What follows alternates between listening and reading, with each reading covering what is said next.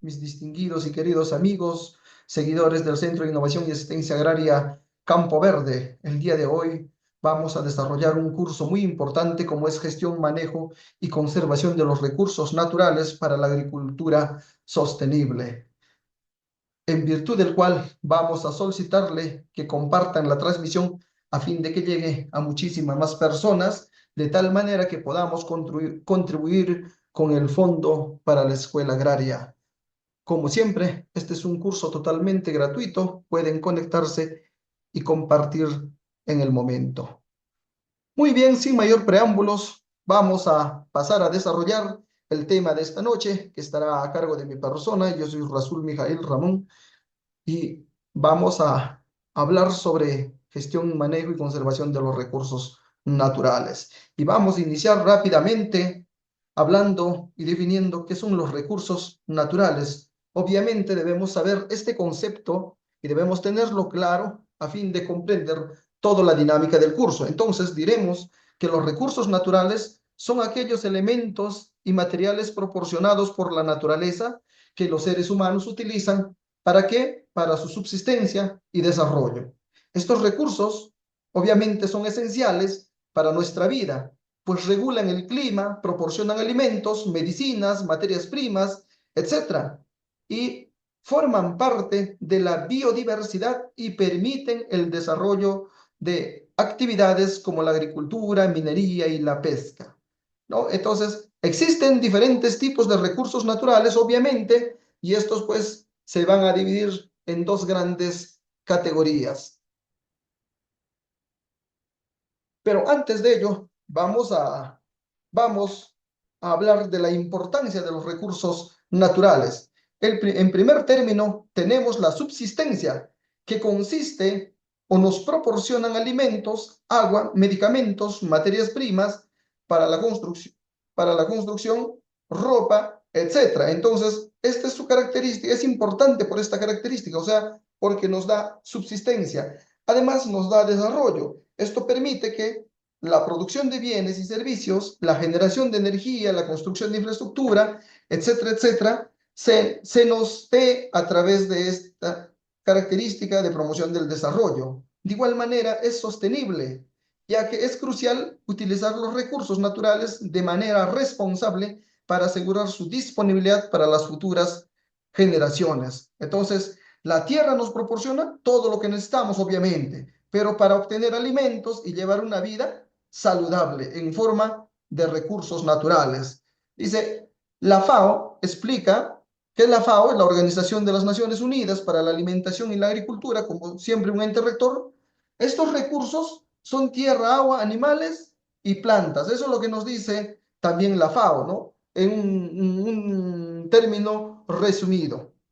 Entonces, sabiendo ya la importancia de los recursos naturales, vamos a definir en los tipos de recursos naturales y vamos a encontrar acá los recursos renovables y los recursos no renovables. Los renovables son aquellos que pueden generarse a través de los ciclos naturales, como el ciclo del agua o la fotosíntesis en las plantas.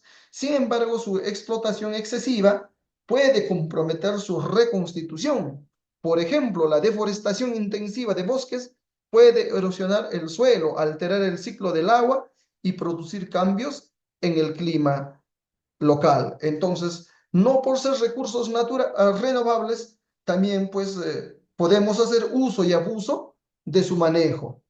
Y los recursos no renovables son aquellos que existen en cantidades limitadas y no se regeneran a corto plazo.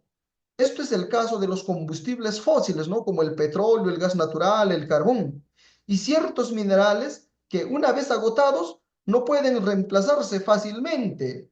Entonces, estos son los recursos no renovables. Y ahí, como podemos ver también en las láminas que les estoy presentando, Ahora, comprender esta clasificación y sus implicaciones es vital para el diseño de estrategias de gestión sostenible que permitan conservar el término clave equilibrio ecológico. Si no comprendemos lo que es recursos renovables y los recursos no renovables, entonces no vamos a poder trabajar sobre el equilibrio ecológico. Ustedes sabrán, hoy en día que vivimos en el auge de la minería tampoco no es eterno, ¿no? Entonces, por eso hay un dicho que dice que la minería es un pan fugaz y el agro es un pan sostenible. Por ejemplo, acá en Ancash tenemos dos grandes mineras, uno es Antamina, otro es La Barrick que está, por ejemplo, en fase de exploración en otras zonas, y la que tiene pues está en la etapa de cierre. De igual manera, Antamina en una parte está en la etapa de cierre y se está extendiendo. Y así hay pequeñas y otras minerías medianas que también están en esa fase. Entonces, vamos a tener problemas. Sin embargo, nosotros no sabemos aprovecharlo, no sabemos desarrollarlo. Por ejemplo, el petróleo que nosotros tenía, que venía del oleoducto, a través del oleoducto norperuano, ¿no? Y que llegaba a Lima, pues ha sido vendido, ¿no? A empresas transnacionales, ¿no? Con el gobierno de Fujimori. Y hoy en día tenemos Perú Petro, que antes era Petroperú, ahora es Perú Petro, y que solo administra un porcentaje, y sobre ese porcentaje no hay una buena producción. El gas natural igualito, ¿no? El gas natural, a pesar de que tenemos gas natural, consumimos el gas más caro del mundo, ¿no? Entonces, están mal orientadas nuestras políticas en el manejo de estos recursos naturales, tanto renovables como no renovables. En el tema del carbón, igualito. Entonces, tenemos esa deficiencia nosotros administrando nuestros recursos naturales, no solamente como Estado, sino también como personas naturales en nuestras chacras, en nuestras fincas, en nuestros fundos. No sabemos administrar nuestros recursos porque todos tenemos estos recursos naturales. Entonces, es el espacio, el momento, a través de este curso, que podamos comprender, analizar, reflexionar y sensibilizarnos respecto al manejo de los recursos naturales. ¿Qué otros recursos naturales existen? Dice, además de los renovables y no renovables, obviamente han sido las formas como se clasifican, pero hay otros conceptos donde dice los recursos naturales se clasifican también en bióticos. ¿Qué significan? Que son los genes, las especies, los ecosistemas, entre otros, ¿no? Y los abióticos son los minerales, los recursos edáficos, hídricos, climáticos, etcétera, y como pueden ver. Y según su disponibilidad en agotables, son bienes naturales cuyo uso sostenido en un periodo de tiempo prolongado no es posible. Y los no agotables son bienes que pueden ser utilizados como factores de producción de manera sostenida en el tiempo sin riesgo de extinción. Obviamente, esto ya son las subclasificaciones.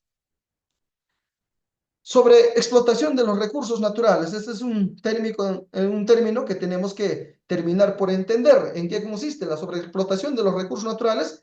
Es el uso excesivo e insostenible de estos. Más allá de su capacidad de regeneración o disponibilidad, suele deberse al crecimiento de la población, el aumento de la demanda de productos y servicios y la falta de una gestión adecuada. Algunos ejemplos de sobreexplotación son la deforestación masiva por la tala de árboles, la minería descontrolada, la pesca intensiva, el uso excesivo del agua dulce. Estas acciones generan desequilibrios ecológicos que afectan negativamente a la biodiversidad y a la calidad de vida de las personas. Entonces, ¿por qué decimos, por qué hablamos y consideramos importante la sobreexplotación de los recursos? Hoy en día, las leyes del Congreso han generado una sobreexplotación, por ejemplo, del recurso forestal, con el cuento de ampliar espacios agrícolas. Se ha, se ha dejado abierto, ¿no? Esta facultad a las mineras ilegales para que empiecen a deforestar a diestra y siniestra y acaben con la Amazonía, del cual habíamos hablado en un curso sobre educación forestal. ¿no? De igual manera, en el tema de la pesca intensiva, ¿no? A pesar que tenemos soberanía, son los navíos, los barcos extranjeros que ingresan a mar peruano a generar esta pesca intensiva para la industria, ¿no? Entonces, esto también es otro problema, el uso excesivo del agua dulce. Por ejemplo, acá en Ancash, específicamente en Huaraz, tenemos una laguna conocida como Palcacocha. Siempre se dice que esta laguna es un peligro. Sin embargo, esta laguna no tiene mucho caudal hídrico, está arrinconado y tiene pues un dique alto. Sin embargo, naturalmente no puede salir el agua. Entonces, utilizan sifones para sacar el agua, pero es agua, casi una de las pocas fuentes de agua dulce. Solamente, por ejemplo, en este río, o las aguas de este río, conocido como Paria, no producen, por ejemplo, trucha y una que otro río adyacente, ¿no? Entonces, esta agua es utilizado para generar energía eléctrica a través de Egenor. Sin embargo, nuestros gobiernos locales utilizan también esta emergencia declarada pues con fines políticos para hacer uso y abuso del dinero con el cuento de la emergencia. Prácticamente es caja chica del gobierno, ¿no? Y también es una forma de aprovechamiento de esta minera productora de energía que se da pues en Cañón del Pato. Ellos necesitan un caudal de río controlado para que produzcan energía. En tiempos de estiaje, cuando ya no llueve, el caudal del agua obviamente baja. Entonces, inventan que Palcacocha es un peligro para Huaraz y entonces hay que sifonearlo. Entonces, es una forma, diría, criminal de utilizar los recursos naturales, inclusive con otros beneficios, ¿no? La corrupción ya nos ha ganado, pues, en todos aspectos. Ahora, las consecuencias ambientales. ¿Qué son las consecuencias ambientales o qué entendemos? Entendemos por consecuencias ambientales la pérdida de la biodiversidad, el cambio climático y la deforestación son solo algunas de las secuelas de la sobreexplotación. En general, la mala gestión de los recursos degrada los ecosistemas, haciéndolos menos resilientes, vulnerables a otros impactos. Esto obviamente compromete nuestro futuro y los servicios que pueden brindarnos relacionados con la salud humana y ambiental. Ya vemos que no podemos andar sin protección durante el día, ¿no? Porque el sol es más fuerte. Entonces, el cambio climático es agresivo. La desertificación, como pueden ver en la lámina, hemos perdido tierras de cultivos, se han vuelto desérticos. Por más que quieras sembrar con agua, entonces ya no produce porque la misma tierra ya está muerta, ¿no? Hay zonas, por ejemplo, la región de Tacna es considerada la más árida de la costa peruana, con bajos caudales de río. Entonces, tenemos problemas no solamente pues en la región Tacna, acá por ejemplo, la costa peruana, especialmente la región Tacna, como decíamos, es una zona árida caracterizada por la escasez de agua y la baja disponibilidad de recursos hídricos. Los ríos de esta región, como el Caplina, el Sama, el Ocumba, tienen los caudales medios mensuales más bajos de toda la costa. Y el tema no solamente está en la costa, también está en la sierra. En la sierra, por ejemplo, la sobreexplotación de los recursos hídricos puede tener impactos negativos en la agricultura y la vida silvestre. Los recursos hídricos de la sierra son vitales para la agricultura y la economía regional. En la Amazonía, por ejemplo, la Amazonía también puede estar afectada por la sobreexplotación de los recursos hídricos y la desertificación en áreas específicas.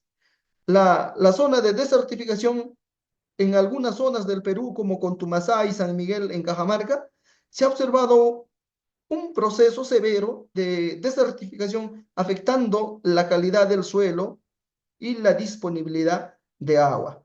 Entonces, tenemos severos problemas, ¿no? Con las consecuencias ambientales, como podemos ver en la imagen. A causa de la minería, por ejemplo, han desaparecido muchas lagunas.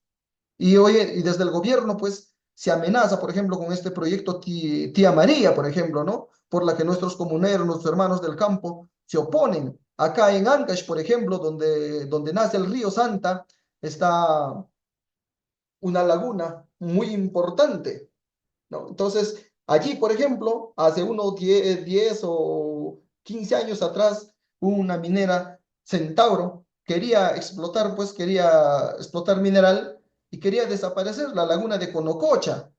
Entonces, allí, por ejemplo, se generaron enfrentamientos, pérdida de vidas humanas, etcétera, porque al gobierno lo único que le interesa es el dinero, no le interesa preservar los recursos naturales, no le interesa, ¿no? Proteger a, a este planeta donde vivimos.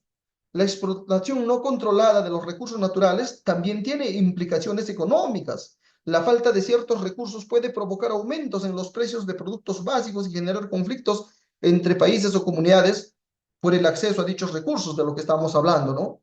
Hoy en día nos enfrentamos, por ejemplo, a estas mineras y a este gobierno de turno, y todos los gobiernos que entregan tierras naturales a cambio de la minería. Lo que quieren es tener recursos para el momento, pero no piensan en el futuro. En el futuro la guerra va a ser por el agua, ¿no? Entonces no por la minería, no por el mineral. Entonces quieren tener solamente recursos y no les importa, ¿no? Como mucha gente, por ejemplo, acá en Recuay tenemos en Ticapampa, antes se conocía Ticapampa como la millonaria, hoy en día es como un pueblo fantasma, olvidado, con desechos de recursos minerales. Entonces, la minería nos traerá de repente progreso en un momento, pero no tanto para el pueblo, sino para, para los mismos empresarios. Acá Antamina, por ejemplo, Antamina, ¿no? Ya tiene más de casi 25 años explotando, pero San Marcos es el distrito más millonario del Perú, que recibe millones y millones de canon mineros. Sin embargo, la calidad de vida de su gente no ha mejorado, no ha desarrollado. Tienen los millones, pero que los gobiernos de turno, los gobiernos locales, hacen y deshacen, ¿no? Con la corrupción enquistada, pues, en el seno del mismo gobierno distrital. Seguimos teniendo en una región millonaria, perdón, en un distrito millonario como San Marcos, seguimos teniendo la presencia del Estado a través de Pensión 65, Beca 18, Juntos, Cuna Más, etcétera, etcétera. Seguimos teniendo todos los programas, a pesar que es una región, perdón, es de un distrito millonario.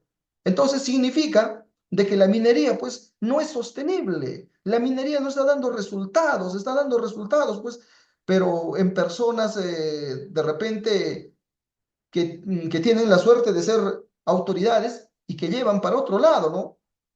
Entonces, esas son las consecuencias ambientales que nosotros sufrimos o la gente más pobre, los hermanos del campo, sufren. Ahora vamos a hablar de la gestión sostenible de los recursos naturales, que consiste indispensablemente en adoptar enfoques de gestión sostenible que permitan proteger los recursos naturales a largo plazo. El objetivo final es la sostenibilidad ambiental. Esa es la palabra clave. Es decir, ser capaces de cubrir las necesidades actuales sin comprometer la capacidad del planeta para cumplir las necesidades futuras. Entonces, la gestión sostenible de los recursos naturales tiene un objetivo final y es la sostenibilidad agraria, ambiental. Pero como nosotros estamos hablando de recursos naturales para la agricultura sostenible, obviamente diremos sostenibilidad agraria. Entonces,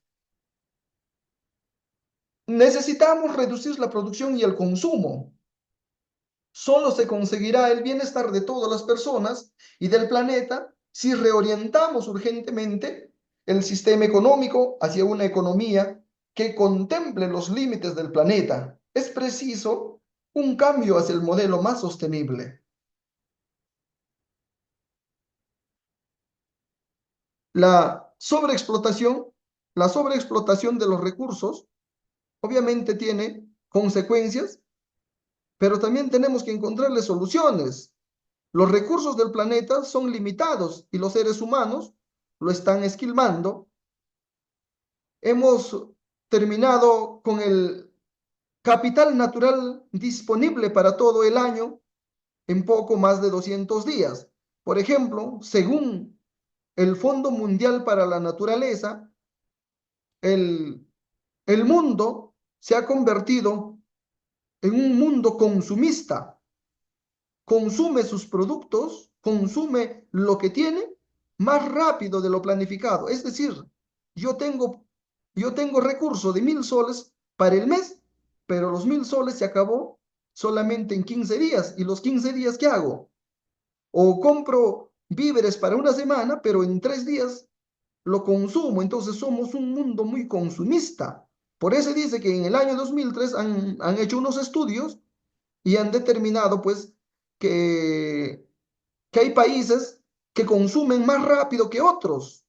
Eso quiere decir que a partir del 2 de agosto, dice, los recursos naturales entraron en números rojos. Dice, y cada año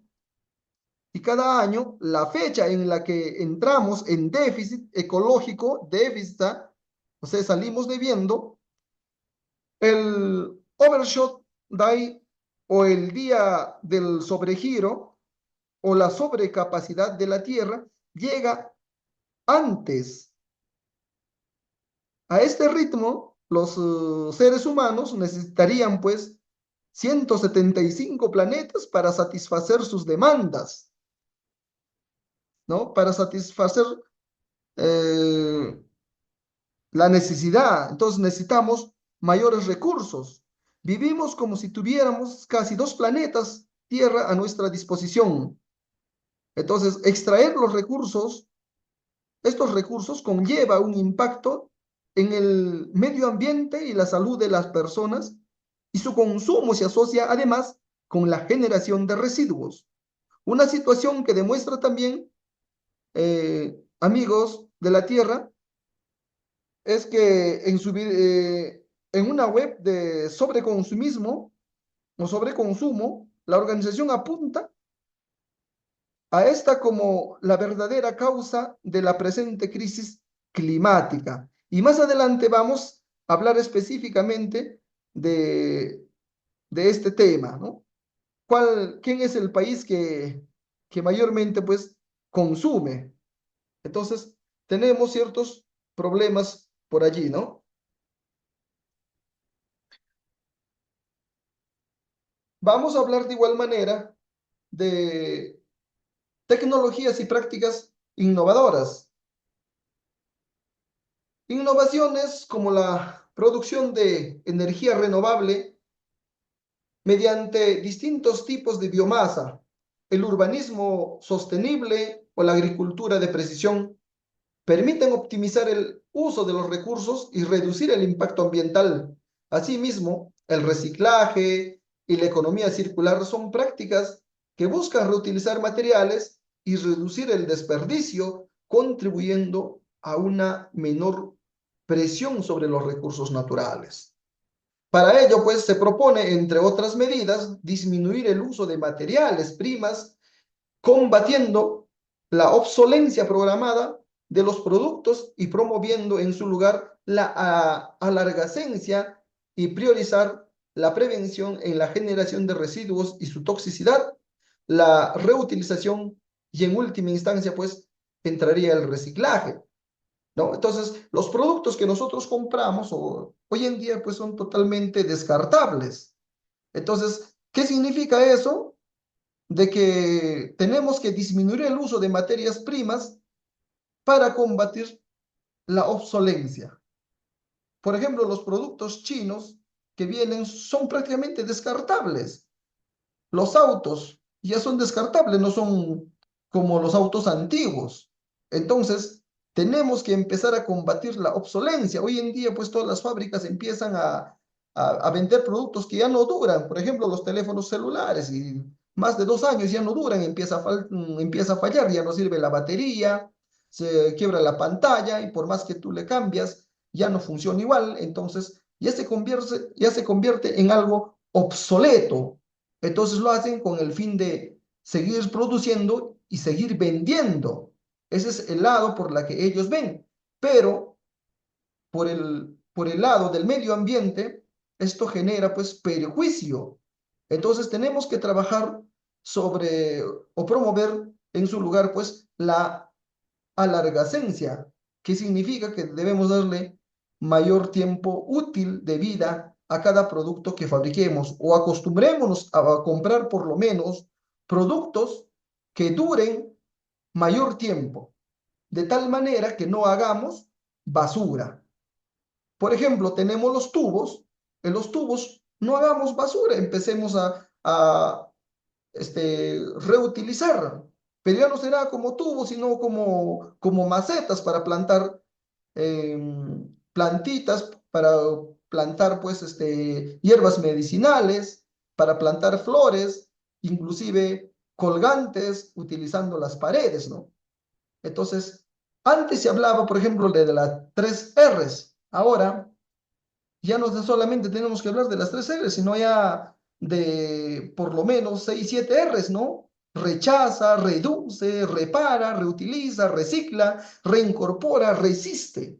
Y el término que hoy en día pocos le toman importancia también es la economía circular, que muchas empresas han empezado a implementar esta economía circular, ¿no? Por ejemplo, aquellos empresas que producen huevo, por ejemplo. Empezaron criando pues gallinas de postura, gallinas para ser beneficiados en carne, pero ellos inicialmente pues compraban maíz amarillo desgranado y luego ya pues han ido comprando inclusive con todo ya, ¿no? La coronta. Entonces ya tenían de repente más materia, diríamos, más materia para reciclar o más basura, entonces empezaban a quemar, pero también tenían las heces, el estiércol de los pollos. Entonces, ¿qué hacían? Entonces han empezado a producir abonos, ¿no? Entonces han tirado todos estos estiércoles en campos. En esos campos han quemado, por ejemplo, ya las corontas, entonces han combinado la ceniza con los estiércoles y no solamente han quedado ahí, han empezado a sembrar ya mandarinas, entonces han pasado de producir o de hacer una cosa a otra cosa, han ido complementando.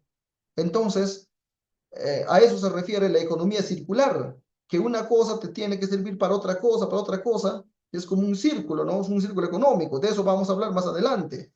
Entonces, esto nos va a dar pues la solución residuo cero. A eso debemos apuntar. Residuo cero como solución, aplicando las tecnologías y las prácticas innovadoras. Ahora, ¿cuáles son las políticas y regulaciones? Los gobiernos y organismos internacionales tienen la responsabilidad de establecer políticas y regulaciones que garanticen, pues, la protección de los recursos. Um, Esto incluye la creación de áreas protegidas, la implementación de límites de explotación para ciertos recursos, el fomento de prácticas agrícolas y mineras, sostenible, obviamente, ¿no? A nivel nacional se han firmado tratados, ¿no? Para eliminar, por ejemplo, el combustible, el humo, el dióxido de carbono producido por las empresas, pero muchas veces pues quedan en letra muerta, no se cumple. Eso es hablando internacionalmente. Ahora, los gobiernos locales y nacionales también, lejos de proteger al medio ambiente, bueno, por lo menos hay normas antiguas que establecen las reservas naturales, los parques naturales, nacionales, los santuarios nacionales.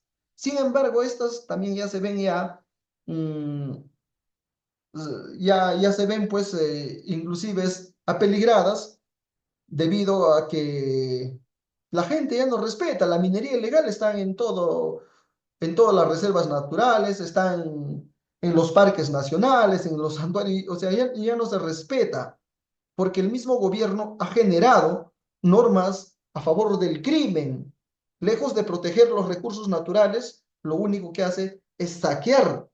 Entonces, no hay políticas claras, por ejemplo, en los gobiernos locales, en los gobiernos regionales, y menos competencia en algunos casos, ¿no? Entonces, las políticas y las regulaciones deberían ser claras para proteger nuestros recursos naturales, sin embargo, pues son deficientes. ¿Qué es el Día de la Sobrecapacidad de la Tierra?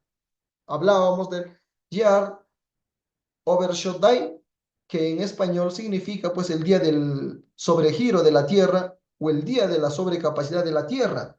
Marca la fecha en la que la demanda de recursos naturales y servicios ecológicos de la humanidad en un año determinado excede lo que el planeta puede generar en ese año.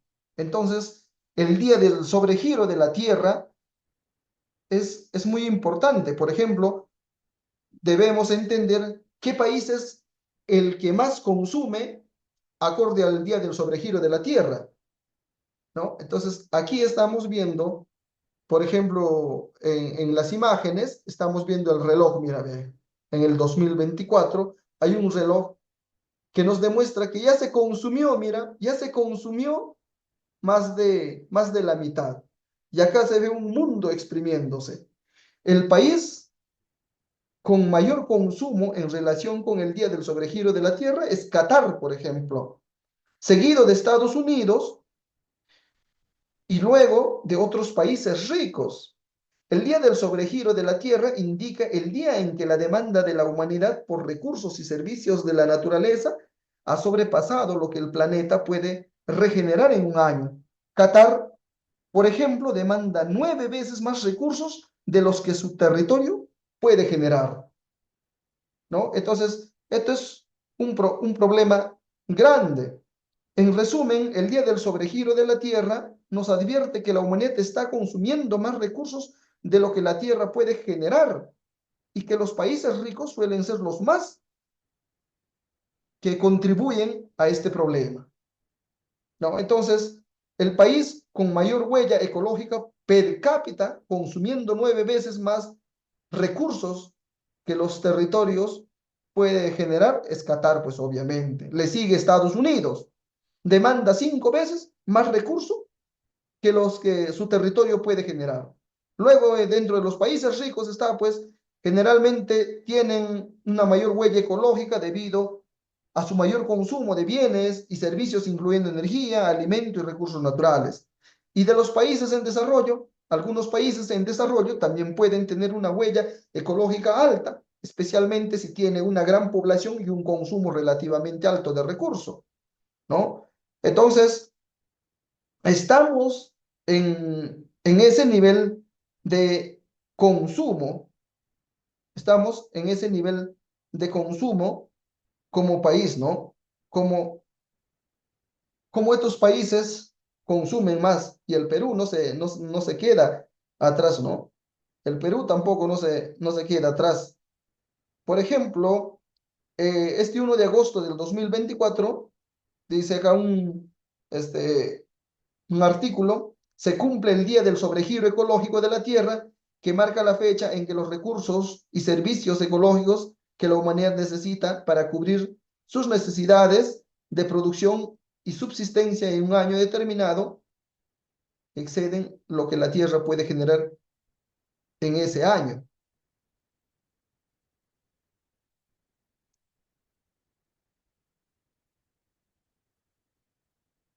¿Qué países consumen más recursos y cuáles y quiénes consumen menos? Entonces, aquí vamos a ver conforme a datos de Global Footprint de New York, Qatar vive 9 meses por encima de la capacidad de regeneración de la naturaleza. El 10 de febrero del 2023 ya había consumido los recursos naturales que el país puede producir en un año. Jamaica, Jamaica casi no gusta de su saldo natural anual, ¿no? Este se le vence el 20 de diciembre del 2023. Y aquí estamos, ¿no? Y aquí está nuestra data. Entonces, ¿cómo podemos ayudar a conservar los recursos del planeta?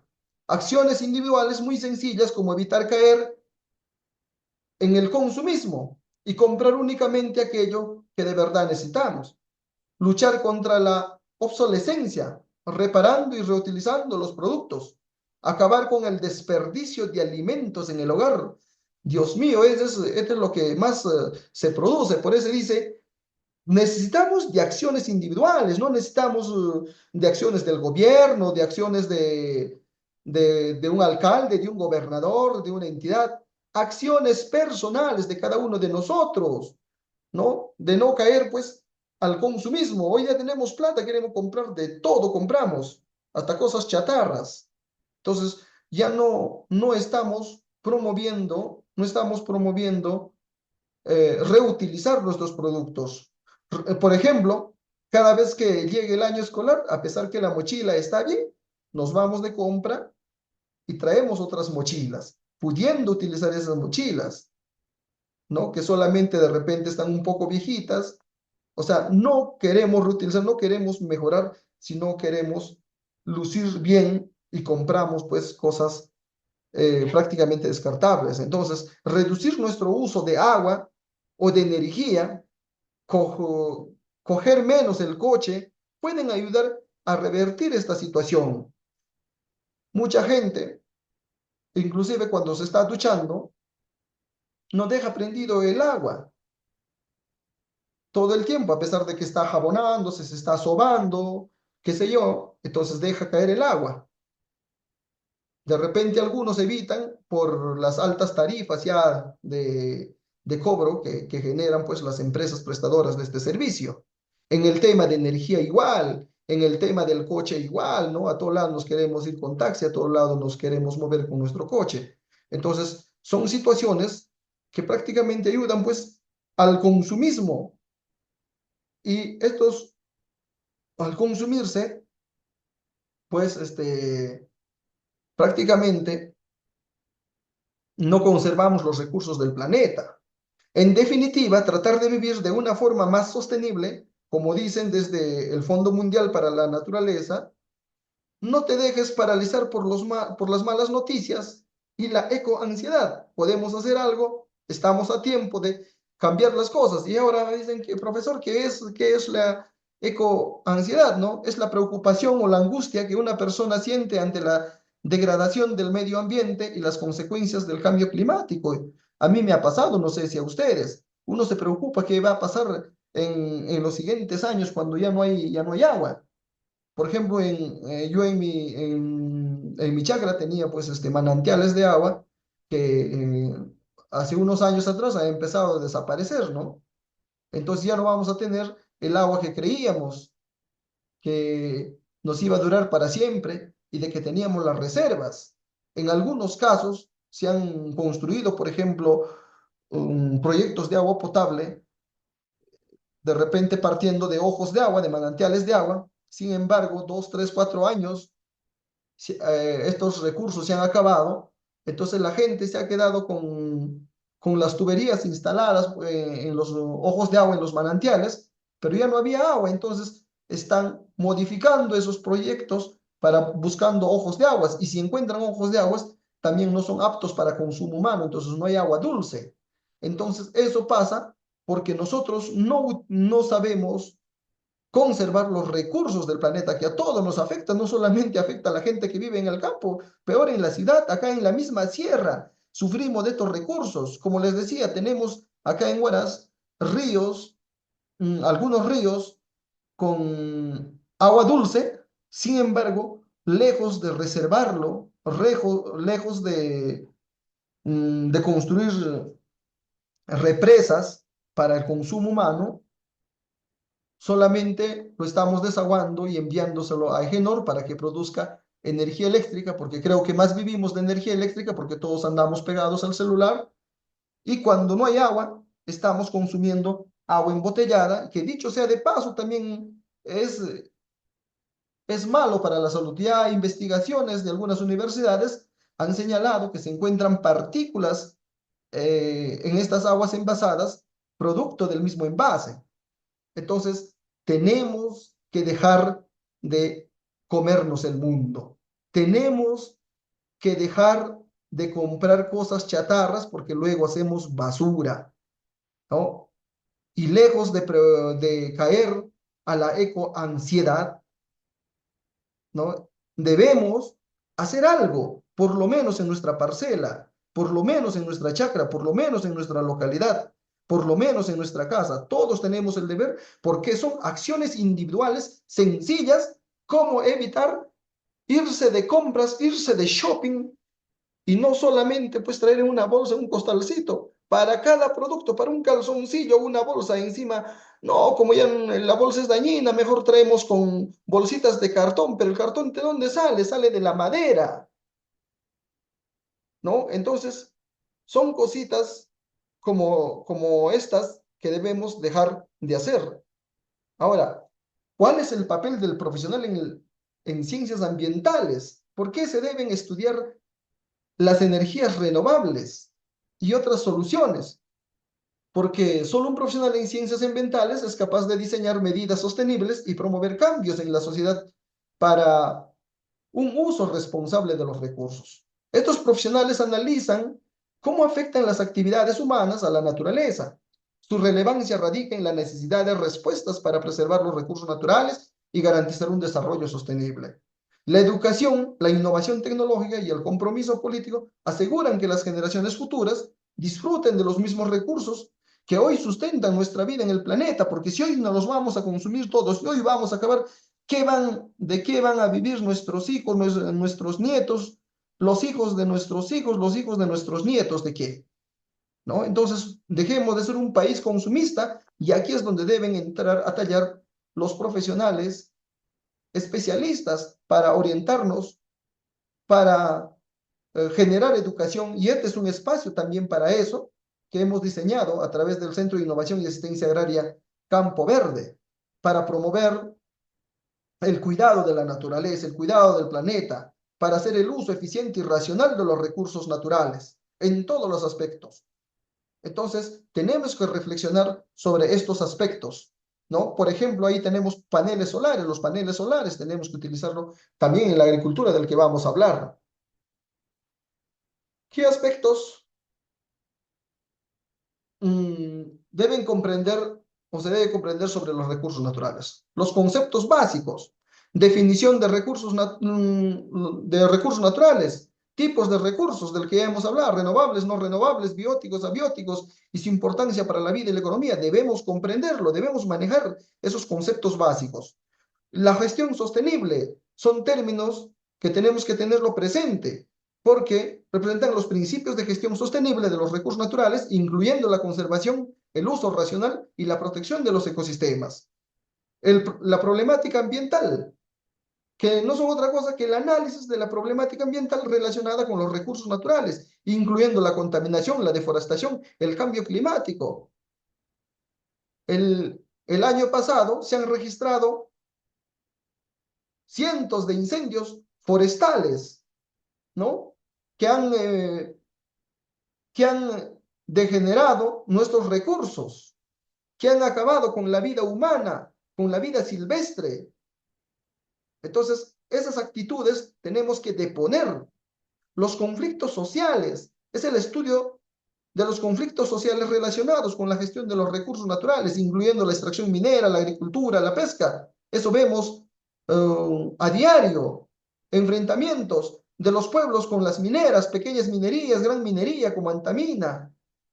En el tema de la agricultura, igual, en el tema de la pesca, igual. Hace poco en Guarmey, por ejemplo, hasta ahora no se da solución, que gran parte de la población guarmeyana tiene pues metal en la sangre, ¿no? Que irresponsablemente el ministro de Salud dijo que se debe pues a residuos volcánicos que podrían existir, cuando la principal responsable es pues la minera Antamina. Entonces, no hay un compromiso desde el gobierno para proteger a la humanidad. La valoración económica. son las aplicaciones de herramientas de valoración económica para la gestión de los recursos naturales. La legislación y la normativa del que hemos hablado, igual, ¿no?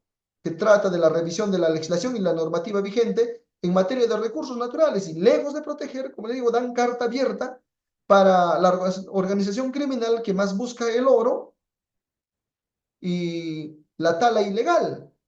No están pensando en proteger a nuestro planeta.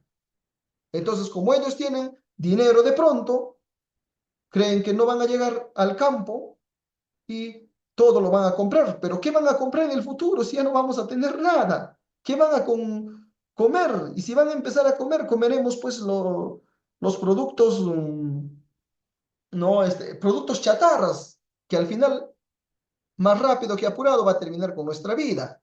Solamente, a pesar que han pasado unos 3 o 4 añitos de la COVID-19, en la que todo el mundo volvió al campo, reinventó la economía, empezó a cultivar la tierra que hace años había abandonado por la migración a las grandes urbes, ¿no? Regresaron y empezó ahí, por lo menos, la patria a producir.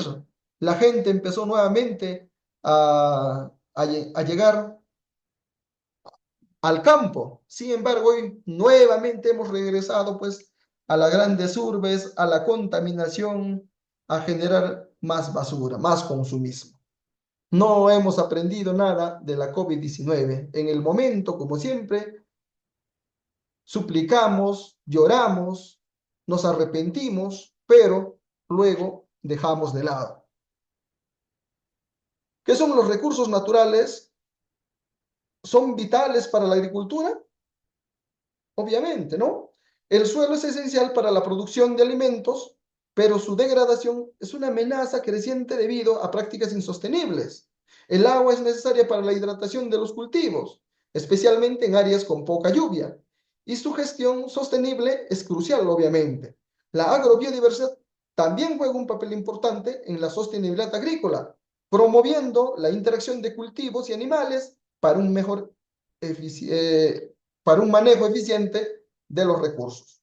El agua, obviamente, y el suelo son los recursos naturales más importantes en la agricultura, pero existen otros recursos que también son relevantes. Entonces, los recursos naturales son vitales para la agricultura. Estamos entrando a nuestro tema. Entonces, otros recursos que también son relevantes en la agricultura son el clima, la vegetación natural y bosques, la fuente de energías renovables, la biodiversidad. En el clima, por ejemplo, vamos a ver cómo el clima, con sus factores como la temperatura, la humedad y la radiación solar, influye directamente en la elección del cultivo y en la producción agrícola, ¿no? Entonces, estos son los recursos relevantes, los recursos naturales que tenemos que tener en cuenta para la sostenibilidad agraria, la vegetación natural y bosques. Estos ecosistemas brindan pues servicios como la regulación del agua, la protección del suelo y la conservación de la biodiversidad, que son importantes para la sostenibilidad de la agricultura. Las fuentes de energía renovables, el sol, el viento, el agua, son fuentes de energía que se pueden utilizar en la agricultura para la iluminación, la generación de electricidad o del riego. Por ejemplo, si tenemos, podemos hacer invernaderos, fitotoldos, entonces allí tenemos que utilizar también, en vez de energía eléctrica, podemos utilizar paneles solares, ¿no? Entonces tenemos que aprovechar los recursos naturales a favor de la agricultura, pero de manera racional, de manera sostenible, no hacer uso y abuso. En cuanto a la diversidad de especies de plantas y animales es importante para la salud de los ecosistemas, para la producción agrícola sostenible. Muchos equivocadamente empezamos a quemar, como decíamos, a falta de lluvia, en una creencia antigua, algunas personas pues han demandado por quemar todo, todos los pastizales, que no solamente han afectado pastos, ¿no? No solamente se han quemado árboles, dentro de ellos se han quemado insectos, arácnidos, dentro de los insectos hemos tenido pues a los, aquellos que nos protegen de las plagas, se se ha matado vida silvestre, ¿no? Entonces, no hemos ayudado a proteger la agricultura, al contrario, hemos destruido. La importancia de la gestión sostenible de los recursos naturales en la agricultura. ¿Por qué es importante? Porque necesitamos la conservación del suelo, que es el uso de prácticas agrícolas sostenibles que puede ayudar a mantener la fertilidad del suelo y evitar su degradación, por ejemplo, utilizando abonos orgánicos. La gestión eficiente del agua. El riego debe realizarse de manera eficiente para evitar la pérdida del agua y la contaminación del suelo. Por eso, dentro de nuestros sistemas de riego, pues hoy día inclusive no se ha adoptado por el riego por goteo. O sea, utilizar el agua solamente en lo necesario. El riego por inundación consiste pues en utilizar mayor cantidad de agua.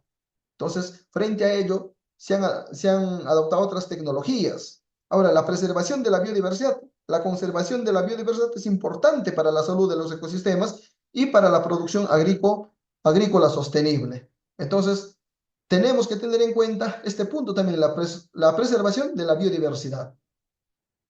La agricultura sostenible busca un equilibrio entre la producción de alimentos y la conservación de los recursos naturales, garantizando un futuro próspero para las generaciones venideras.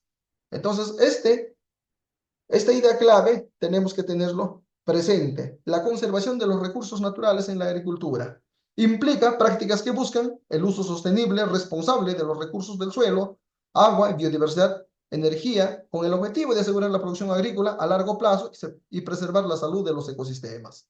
Entonces, aquí entra a tallar la conservación del suelo. ¿Qué significa? Labranza de conservación, minimizar o evitar el arado del suelo para preservar su estructura y fertilidad. Por lo menos debemos utilizar, por ejemplo, una labranza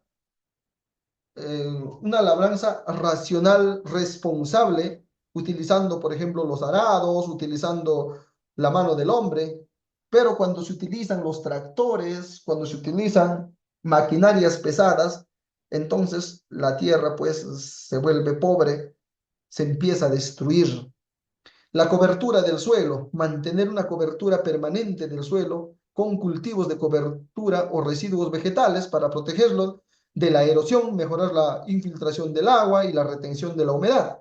Como pueden ver ahí, los restos de cosecha no deben ser quemados, no deben ser eliminados, llevados a un espacio diferente. Por ejemplo, cuando se hacen las podas en los frutales como el palto, entonces todos los tallos, las hojas podadas tienen que quedar ahí, ¿no?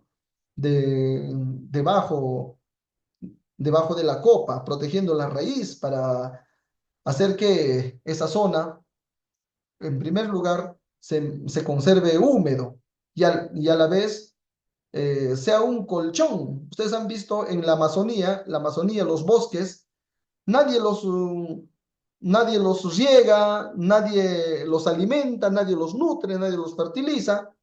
Ellos mismos, ¿no? Se nutren. Caen las hojas, sueltan las hojas, esas hojas se van pudriendo y por eso es que ahí ves un colchón.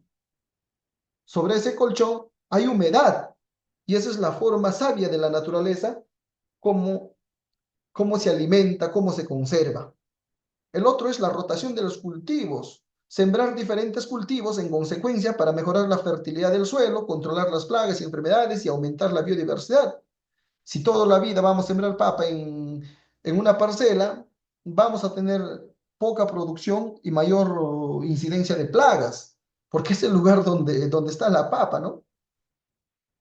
Entonces tenemos que hacer la rotación de cultivos. Un año sembramos papa, la siguiente campaña sembramos maíz, la siguiente sembramos, bueno, en la chacra se suele hacer, ¿no? Se siembra primero papa, se siembra luego oca, después se siembra oyuco, luego se siembra cebada y así se va rotando. En los cultivos calación, por ejemplo, combinar diferentes cultivos en la misma parcela para optimizar el suelo, del agua y de nutrientes. Por ejemplo, ahí están viendo en la imagen, ¿no? Cómo se siembra una hortaliza con otra hortaliza. En los cultivos de palta hoy en día se ha visto inclusive en los intermedios, en esos espacios, el sembrío de maíz. En algún momento he conversado con un especialista en tema de paltos y manifestaba pues que hasta ahora no se ha definido cuál es la razón, pero obviamente ayuda a que el cultivo o la palta la planta de palto, ¿no? Progrese mejor, produzca mejor. Entonces, temas como esos nos va a ayudar porque nuestra naturaleza es sabia. Ahora, de los abonos orgánicos, utilizar abonos orgánicos como el compost, el estiércol para mejorar la estructura y la fertilidad del suelo, para reducir la necesidad de fertilizantes químicos y disminuir la contaminación del agua. Entonces, esto también es importante, ¿no? Utilizar los abonos orgánicos a partir del estiércol, a partir de los restos vegetales, para que de tal manera, pues, contribuyamos a la conservación del suelo, que es un factor importante en la conservación de los recursos naturales agrícolas. El suelo es un recurso natural subatendido. Acá hay un tema eh, que me llamó mucho la atención, dice, no basta con conservar el suelo, es necesario regenerarlo, ¿no? Entonces, tenemos que trabajar en este tema de regeneración del suelo. Muchas veces tenemos suelos ya degradados. Los suelos, a ver, se debe implementar la agricultura regenerativa que se basa en prácticas como la rotación de cultivos, la cobertura vegetal, el compostaje, la incorporación de materia orgánica y la reducción del uso de productos químicos. Sobre todo, el uso de productos químicos debemos descartarlo, ¿no? Entonces, en eso consiste este mensaje. Ahora, sobre los suelos podemos decir que hay muchas formas de concebirlo. Otros lo conciben como un espacio, como una propiedad, como un factor de producción, como un bien de capital, como un bien de consumo, como la naturaleza, como querramos verlo, pero es el suelo, que necesita ser cuidado de cualquier forma que podamos concebirlo. Si es un espacio, necesita ser cuidado. Si es nuestra propiedad, mucho mejor. Si es un factor de producción, cuánto mejor. Si es un bien capital, tiene que seguir creciendo, ¿no? De precio. Entonces, con las mejoras cuestan más. Si es un bien de consumo, hay mayor argumento, mayor razón. Si es para la naturaleza, mucho mejor, porque ese es el pulmón. Las prácticas claves para la regeneración natural del suelo. Acá tenemos la cobertura vegetal, que consiste en utilizar cultivos de cobertura como centeno, trébol, avena, para proteger el suelo de la erosión y la pérdida de la humedad, así como para enriquecerlo con materia orgánica al descomponerse. El compostaje del que hemos hablado, pero vamos a repetirlo, el compost que se obtiene de la descomposición de los residuos orgánicos es un excelente abono natural que mejora la estructura del suelo y retiene la humedad y proporciona nutrientes de la planta. Por eso no debemos quemarlo, deben quedar ahí restos, ¿no? De, esa, de las cosechas también. Incorporación de materia orgánica. Utilizar abonos orgánicos como estiércol de ganado, residuos vegetales para nutrir el suelo y mejorar su fertilidad, obviamente. La reducción del uso de productos químicos. Evitar el uso de fertilizantes y pesticidas químicos que pueden dañar la estructura del suelo y la vida microbiana. Sobre todo, la vida microbiana es la que se ve afectado, ¿no? Con la incorporación de productos químicos en nuestras chacras. Ese es el gran problema porque nuestros suelos se vuelven infértiles, pobres. Entonces, la regeneración natural del suelo, pues consiste que en este suelo, que ya no había vida, tiene que nuevamente, ¿no? Nacer planta, nacer vida, empezar a producir. Entonces, eso es una tarea que debe partir a partir de hoy que ya conocemos las prácticas claves para la regeneración natural del suelo.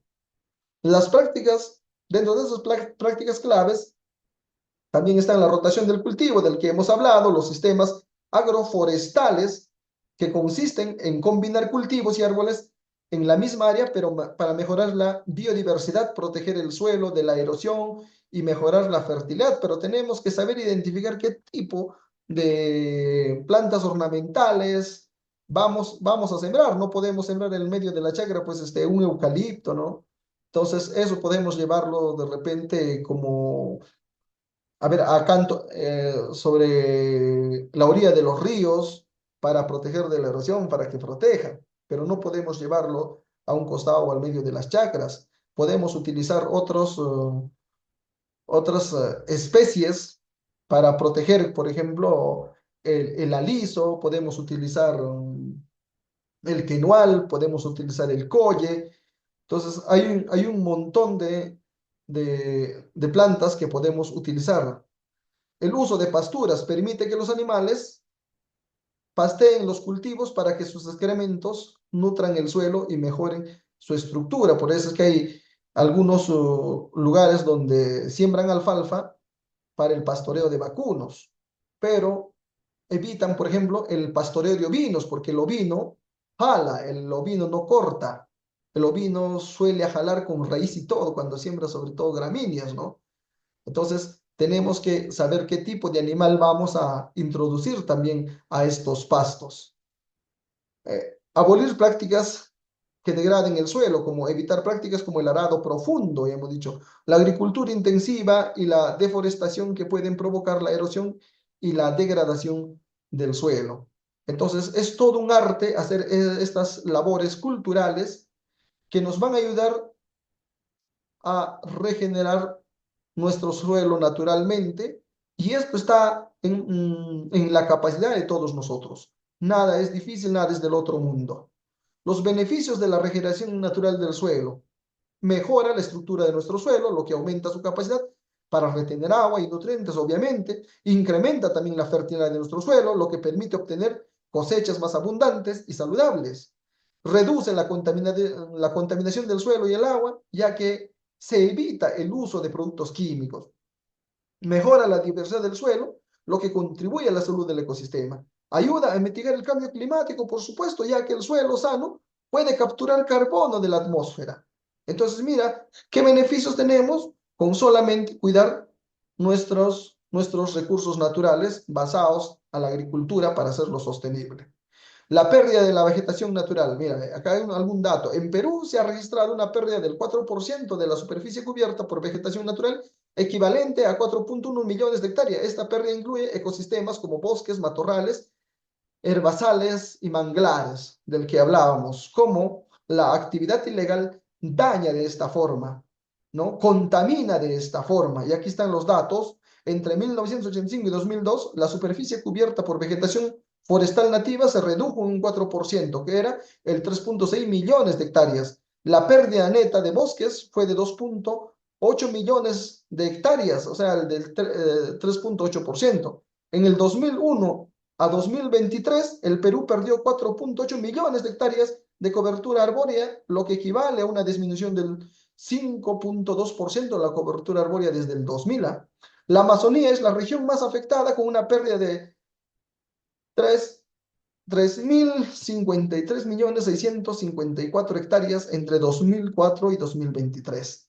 Las actividades ganaderas son el principal factor también de la pérdida de vegetación en la Amazonía peruana. Otras causas de pérdidas de vegetación incluyen la deforestación y la expansión agrícola y la minería. Esos son los principales problemas, y este es un dato para entender la pérdida de vegetación natural. La conservación del agua. El riego eficiente, obviamente, es uno de los factores que nos va a ayudar a hacer el uso racional del agua, ¿no? Y para eso se debe implementar sistemas de riego que minimicen el desperdicio del agua, como el riego por goteo y el riego por esparción, ¿no?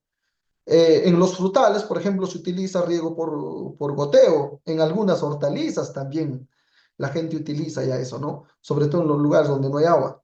En el sembrío de pastos o de algunos cultivos, como los cereales, se utiliza riego por aspersión. En el tema de papas también riego por aspersión, ¿no? Aspersión. Entonces, pero aquí también se está haciendo un uso racional del agua. Ahora, la recolección de agua de lluvia también es importante. Podemos recolectar agua de lluvia, mira, y depositar acá en Rotoplas, en esos tanques de plástico, y luego utilizar en las fechas de sequía, ya sea para los jardines, para el consumo, para qué sé yo. La recolección del agua de lluvia debe ser cosechada para reutilizarla en el riego y otros usos agrícolas. Aquí, por ejemplo, hoy hay proyectos de siembra y cosecha de agua, que no es otra cosa que el represamiento de algunas cochas, pues que ya han ido extinguiendo, se han ido desapareciendo. Hay unas zonas así medio empozadas, donde en épocas de lluvia, pues el agua se empoza y no se recoge, y luego ya en épocas de sequía desaparece. Entonces, sobre eso se debe trabajar. El Fondo Sierra Azul está haciendo pues ese represamiento de cochas, que también debe hacerse por parte de las comunidades, por parte de nosotros, zanjas de infiltración. Las zanjas de infiltración también son parte de la recolección de agua de lluvia, que luego pues se va a introducir en nuestra tierra y va a haber una mejor escorrentía, mayor conservación del agua en el suelo, etcétera, etcétera, ¿no? Entonces va a ayudar a nuestra agricultura. El manejo de cuencas hidrográficas, que consiste en implementar medidas para proteger las cuencas hidrográficas, como la reforestación, el control de la erosión, la prevención de la contaminación, y justamente aquí pues se hacen plantaciones, se hacen forestaciones, se utilizan zanjas de infiltración con especies nativas, ¿no? Entonces son trabajos que nos van a ayudar a conservar el agua. La conservación de la biodiversidad, que consiste en la diversificación de cultivos. ¿Y qué es eso, profesor? Es sembrar una variedad de cultivos para aumentar la resistencia a plagas y enfermedades, mejorar la fertilidad del suelo y preservar la diversidad genética. Es sencillo. A ver, el control biológico de plagas y enfermedades, que consiste pues en utilizar enemigos naturales de las plagas y enfermedades para reducir pues las necesidades de pesticidas químicos, ¿no? Entonces, tenemos que utilizar, por ejemplo, acá como las mariquitas, ¿no? Para controlar nuestras plagas y no estemos adoptando controles químicos que luego nos van a perjudicar. Entonces, la conservación de la biodiversidad va a depender del control biológico. ¿Y por qué el control químico afecta? Porque imagínate que fumiguemos algo y ahí tenemos abejorros, abejas que vamos a ir matando, que son los grandes polinizadores y que ayudan a que esta vida, este planeta todavía esté vivo. La preservación de hábitats, mantener o restaurar hábitats naturales para apoyar la biodiversidad en el campo. No debemos nosotros invadir el hábitat o el territorio de la vida silvestre. Ese es un gran problema. Entonces, estamos enfrentándonos a grandes peligros y estamos atentando contra la naturaleza y contra nuestra vida al invadir el hábitat natural de la vida silvestre, como en el Amazonas. Ese es un gran problema. De más adelante vamos a hablar en el curso de legislación también sobre estos temas. El uso sostenible de la energía. Tenemos las energías renovables y la eficiencia energética. Utilizar energías renovables como la solar o la eólica para reducir la dependencia de combustibles fósiles y minimizar la contaminación ambiental. Podemos utilizar, ya les dije, del sol, podemos utilizar los paneles solares, ¿no? Por lo menos en nuestras granjas o en nuestros invernaderos y no estar llevando energía eléctrica todavía. Entonces, hay muchas formas de utilizar estas energías renovables, ¿no? Las eólicas también. Eh, Ahora, en la eficiencia energética, vamos a hablar de implementar medidas para reducir el consumo de energía en las explotaciones agrícolas, como el uso de maquinaria eficiente y la optimización de los procesos de producción. Entonces, no tenemos que hacer uso y abuso de la energía para producir algo. Entonces, por eso hablamos de la eficiencia energética, como está viendo ahí en la lupa. La agricultura orgánica. es un tema muy importante del que hemos hablado, pero tenemos que reforzarlo porque consiste en adoptar prácticas de producción que incluyan el uso de fertilizantes y pesticidas sintéticos, así como de organismos genéticamente modificados, ¿no? Entonces, cuando hablamos de organismos genéticamente modificados, hablamos pues de las semillas de los frutos transgénicos, ¿no? Que vamos a hacer también un curso aparte para hablar de los transgénicos. Entonces, la conservación de los recursos naturales en la agricultura es fundamental para asegurar la sostenibilidad de la producción agrícola, preservar la biodiversidad y proteger la salud de los ecosistemas. Entonces, la agricultura orgánica juega un papel importante. Y finalmente, como nuestro tema habla de la agricultura sostenible, vamos a definir rápidamente y diremos que se enfoque en prácticas agrícolas que garanticen la producción de alimentos a largo plazo sin comprometer la salud del medio ambiente. La economía de los agricultores y la equidad social involucra un uso responsable de los recursos naturales, la conservación de la biodiversidad y la promoción de la salud del suelo. Como podemos ver, la agricultura es sostenible cuando se enfoca en función a esta lámina que hemos puesto aquí, ¿no? Y de esta forma